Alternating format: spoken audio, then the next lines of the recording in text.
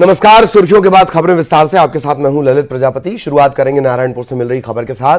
नारायणपुर में नक्सलियों के साथ मुठभेड़ हुई है। जवानों और नक्सलियों के बीच मुठभेड़ हुई है। कच्चा पाल की पहाड़ियों पर मुठभेड़, और जब जवानों ने जवाबी कार्रवाई की तो नक्सली भाग खड़े हुए। नक्सलियों ने 5-5 किलो के बम भी यहां पर लगा रखे थे, जिन्हें विस्फोट कर नष्ट कर दिया गया। कोहका मेटा थाना इलाका लगता है। कोहका मेटा के कच्चा पाल की पहाड़ियों पर मुठभेड़।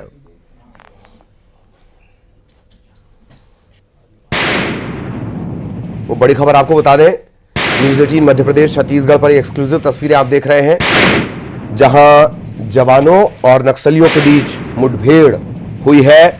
और इसके बाद जब जवाबी कार्रवाई जवानों ने की तो नक्सली भाग खड़े हुए।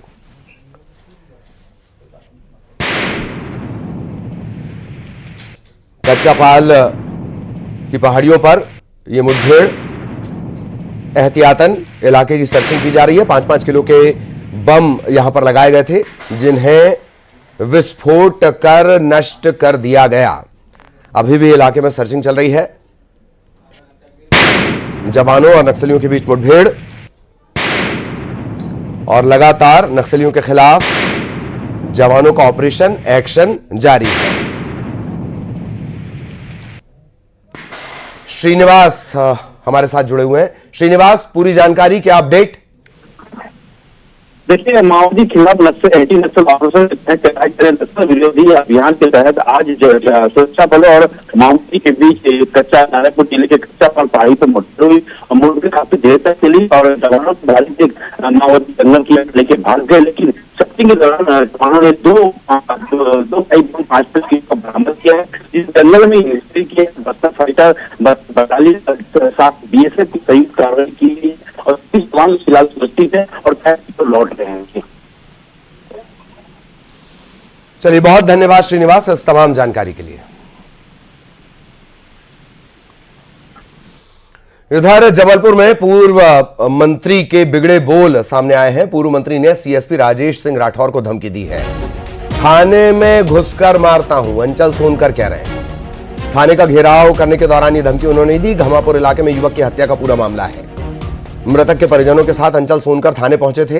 धमकी देने का ये वीडियो सोशल मीडिया पर वायरल हो रहा है। थाना सुधारो, बिल्कुल सुधारेंगे। आप थाना सुधारोगे तो हम सुधार देंगे, बता रहे हैं आपको, नहीं बता दे रहे हैं हम। आपका विश्वास दिलाते हैं। विश्वास है, यहाँ फोन करो, देखते हैं, फोन नहीं उठाते हैं। क्या तरीका है आपका? उठाने उठा के हम सब समझा देंगे इनको आगे यहाँ पे। अब देखे ना ऐसे साहब, मैं थाने में घुस के मारता हूँ फिर? मैं बता रहा हूँ आगे आपके लिए, मैं थाने में घुस के मारता हूँ फिर। और जबलपुर से सहयोगी पवन पटेल इस वक्त हमारे साथ जुड़े हुए हैं। पवन, वीडियो वायरल है, अंचल सोनकर है, सत्ता अपनी है, और क्या कुछ अपडेट? जी बिल्कुल, इस पूरे मामले में जो है ये एक युवक की जो हत्या हुई थी परसों रात में, उसी को लेकर के परिजनों ने शव रखकर थाने के सामने प्रदर्शन किया था। और इसी दौरान पूर्व विधायक और मंत्री है उस पूर्व विधानसभा के अंचल सोनकर, वो पहुंचे थे मौके पर, जहां पुलिस की कार्यप्रणाली पर सवाल खड़े करते हुए उन्होंने नाराजगी भी जाहिर की थी कि पुलिस यहां पर कानून व्यवस्था बनाने में सक्षम नहीं है। 3 वारदातें हत्या जैसी हो चुकी है। और इसी दौरान उनके जुबान से जो है पुलिस को धमकी देते हुए कुछ शब्द निकले, जिस पर आपत्ति उठाई जा रही है और ये वीडियो सोशल मीडिया में वायरल हो रहा है। फिलहाल पुलिस की तरफ से यही आश्वासन दिया गया है कि हम आरोपियों को पकड़ेंगे और क्षेत्र में अपराधियों पर लगाम लगाने का प्रयास करेंगे। लेकिन कहीं ना कहीं जनप्रतिनिधियों की भी ये जिम्मेदारी बनती है कि वो क्षेत्र में कानून व्यवस्था बनाने में सहयोग करें। लेकिन इस तरह का व्यवहार कहीं ना कहीं आपत्तिजनक है, जिस पर अभी तो पुलिस की तरफ से कोई एक्शन नहीं लिया गया है और ना ही कोई शिकायत हुई है। लेकिन कहीं ना कहीं ये बयान अब जो है वायरल हो रहा है, जिसमें अंचल सोनकर की आलोचना भी हो रही है। जी पवन, ऐसा लगता है कि कानून व्यवस्था बनाने के नाम पर आप खुद ही कानून व्यवस्था का तमाशा करने पर आमादा है।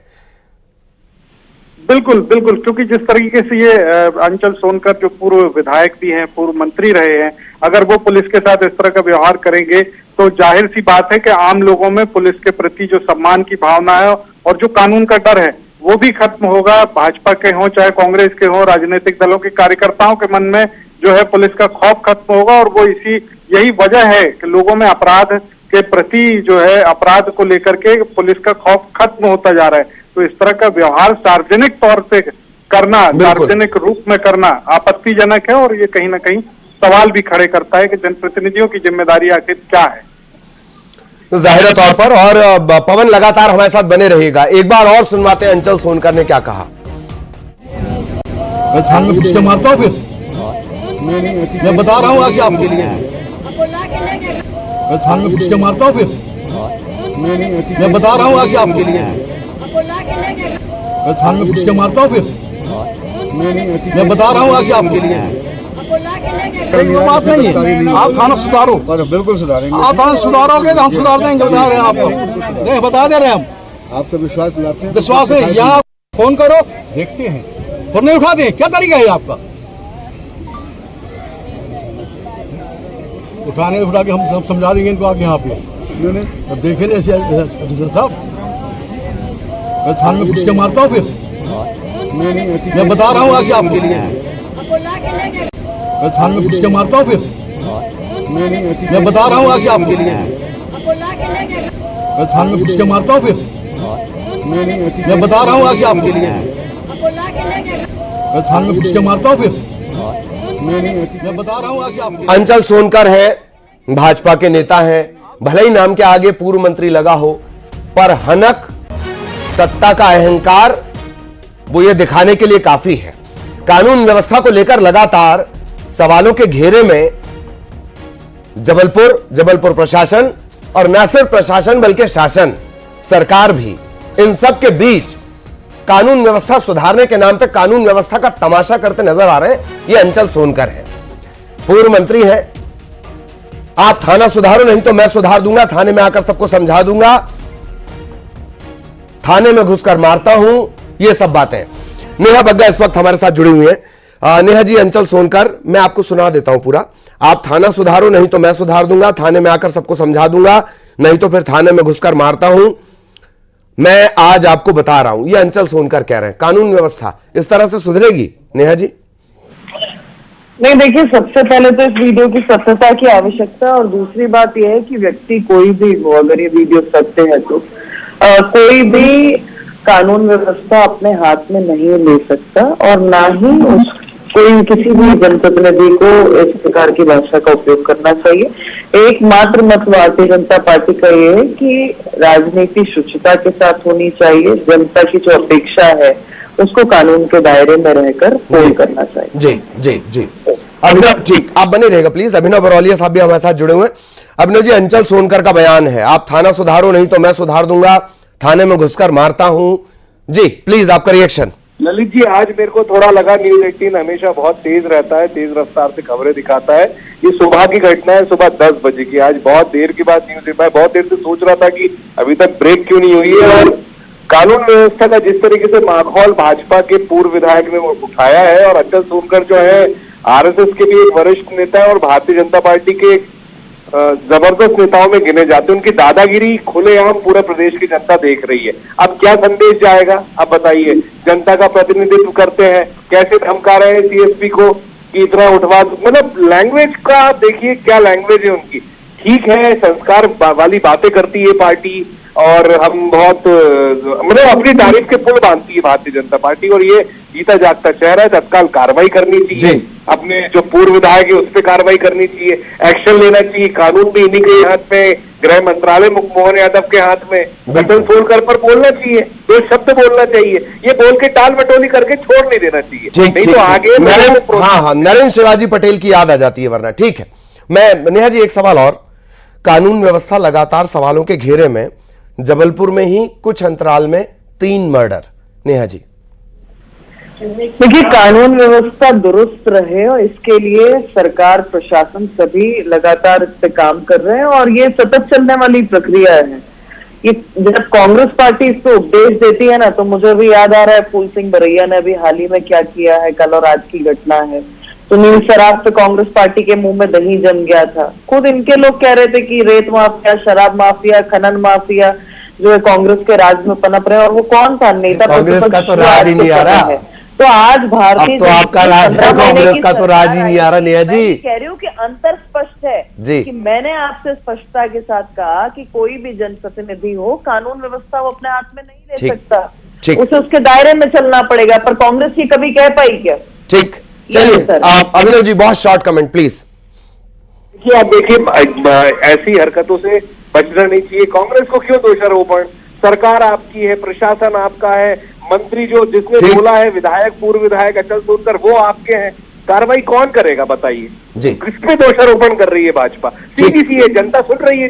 ठीक ठीक, चलिए मैं आपको रोक रहा हूं, थोड़ा देरी से भी आप दोनों जुड़े थे। बहुत बहुत धन्यवाद आप दोनों का हमारे साथ जुड़ने के लिए, रिएक्शन देने के लिए। पवन हमारे साथ लगातार बने हुए थे। पवन आपका भी धन्यवाद।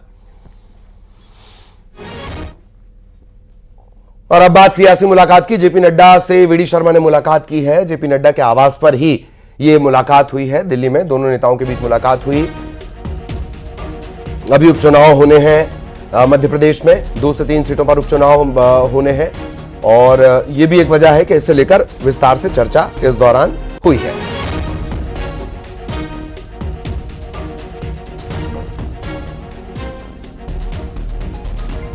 सहयोगी वासु इस वक्त हमारे साथ जुड़े हुए हैं। वासु के पास आपको लिए चलेंगे। वासु, मुलाकात हुई है, उपचुनाव भी होने हैं, क्या कुछ अपडेट?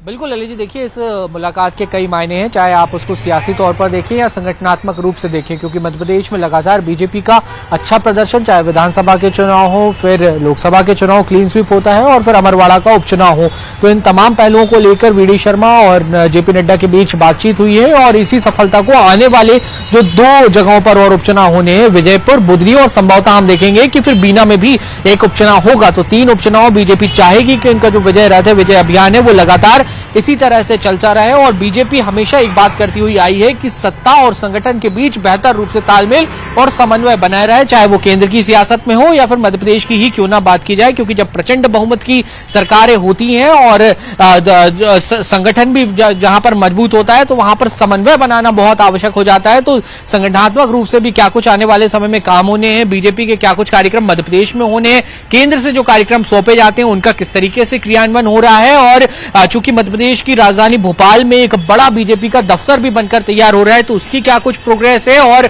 आने वाले समय में क्या कुछ और डेवलपमेंट वहां पर होने हैं, टिकट का क्राइटेरिया जो आने वाले समय में उपचुनाव होने जा रहे हैं वहां पर क्या कुछ रहने वाला है, क्योंकि बुधनी बीजेपी की एक पारंपरिक सीट रही है, शिवराज सिंह चौहान यहां से लगातार जीते हुए आए हैं, तो अब इस लेगेसी को किसके हाथ में सौंपा जाए ये भी देखने वाली जो बात है वो होगी। और कांग्रेस जो लगातार आरोप प्रत्यारोप लगाती रहती है मध्य प्रदेश में, जिस तरीके से बीजेपी को घेरने की लगातार तमाम आंदोलनों के जरिए कांग्रेस ने कोशिश की है, उनका कैसे जवाब दिया जा रहा है, ये सारी जो चर्चाएं हैं विस्तृत रूप से हुई है। और जेपी नड्डा ने भी महत्वपूर्ण दिशा निर्देश मध्य प्रदेश को लेकर और उपचुनाव को लेकर दिए हैं जो आने वाले समय में दिखाई देंगे। जी ठीक ठीक, बहुत धन्यवाद आपका वासु इस तमाम जानकारी के लिए। सहयोगी वासु विस्तार से जानकारी दे रहे थे। इधर ग्वालियर आगरा 6 लेन हाई स्पीड कॉरिडोर को केंद्र सरकार ने मंजूरी दे दी है। केंद्रीय मंत्री ज्योतिरादित्य सिंधिया ने इसके लिए पीएम मोदी और मुख्यमंत्री मोहन यादव को धन्यवाद देते हुए कहा कि ग्वालियर आगरा 6 लेन हाई स्पीड कॉरिडोर बनने से इलाके का विकास होगा। उन्होंने ये भी कहा कि ग्वालियर से आगरा की दूरी घटकर 88 किलोमीटर हो जाएगी और 3 घंटे का सफर महज 1 घंटे में पूरा होगा।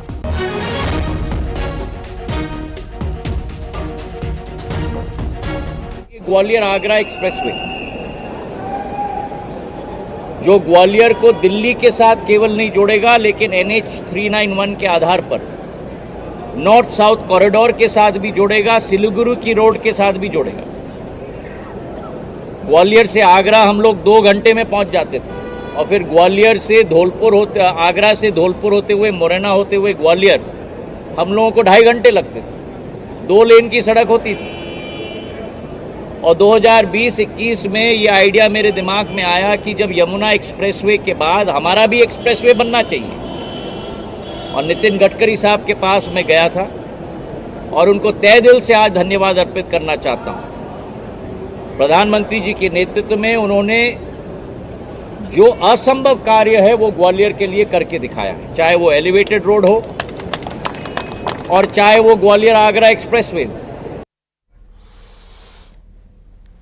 इधर आगरा में ताजमहल में 2 लड़कों ने गंगा जल चढ़ाया। दोनों लड़के गंगा जल लेकर पहुंचे और अंदर जल चढ़ाया। दोनों ने इसका बाकायदा एक वीडियो भी बनाया। वीडियो में नजर आता है कि दोनों लड़के 1 लीटर की पानी की बोतल लेकर अंदर जाते हैं, फिर ताजमहल के अंदर जल चढ़ा देते हैं। जैसे ही इस बात की जानकारी लगी, सीआईएसएफ एक्टिव हो गई। दोनों लड़कों, इनका नाम है विनेश और श्याम, इन्हें पकड़कर पुलिस को सौंप दिया गया है। पुलिस इस मामले की पड़ताल में जुटी हुई है।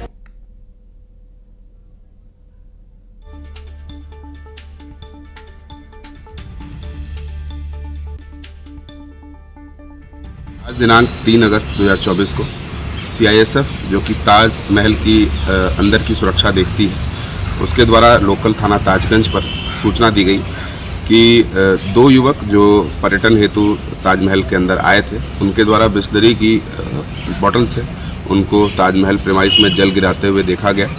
और उस सूचना पर सीआईएसएफ ने इन दोनों युवकों को हिरासत में ले लिया है। सीआईएसएफ के द्वारा दी हुई लिखित तहरीर पर थाना ताजगंज पर अभियोग पंजीकृत कर इन दोनों युवकों के खिलाफ आवश्यक विधिक कार्रवाई की जा रही। और इधर बिलासपुर के जिला शिक्षा अधिकारी टीआर साहू के यहां आज एसीबी और ईओडब्ल्यू की टीम ने दबिश दी। साहू के बिलासपुर स्थित सरकारी आवास कवर्धा में उनके पैतृक निवास, सरकारी दफ्तर, यहां की तलाशी ली गई है। एसीबी और ईओडब्ल्यू टीआर साहू को उनके दफ्तर लेकर गई। पूछताछ के बाद उन्हें छोड़ दिया गया है। एसीबी की टीम ने आय से अधिक संपत्ति की शिकायत पर यह कार्रवाई की है। कार्रवाई के बाद टीआर साहू ने न्यूज 18 से बातचीत भी की। इस दौरान उन्होंने बताया कि झूठी शिकायत पर षड्यंत्र के तहत उन्हें फंसाया गया। तलाशी के दौरान एसीबी को कुछ नहीं मिला।